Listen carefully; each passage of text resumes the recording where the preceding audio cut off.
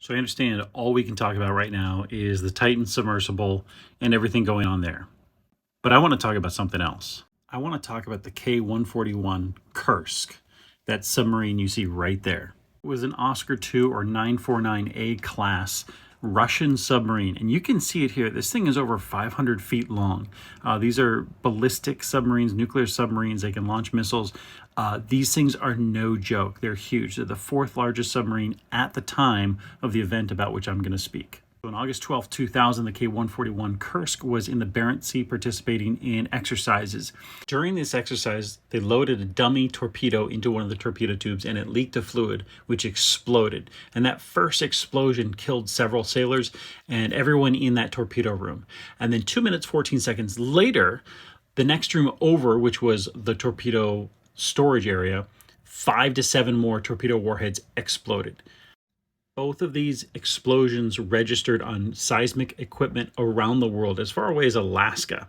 Of the 115 sailors on board, all but 23 were killed in the initial explosions. Those 23 managed to get to a ninth compartment where they survived for up to 6 hours. The Kursk came to rest 350 feet below the surface of the water.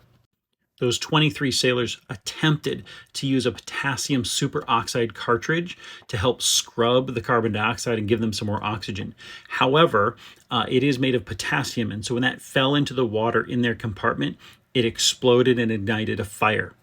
This fire killed some of those sailors instantly. Other sailors went under the water and managed to avoid the flames. However, when they came up, the fire had used up all the oxygen in that chamber, and they all suffocated. Now, the Russian Navy didn't know something was wrong for several hours after this event took place. Thankfully, amid all of this, the nuclear reactors shut down safely and did not cause a problem. But a rescue buoy had been disabled on a previous mission and was never re-enabled, so that did no good.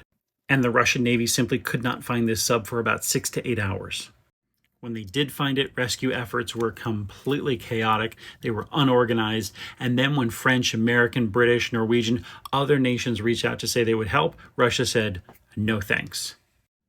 So in the following year, in October of 2001, a Dutch company built a barge, managed to float this thing to the surface and get it to a dry dock. If you're curious, no, I never want to be in a sealed vessel of any kind under the water, ever.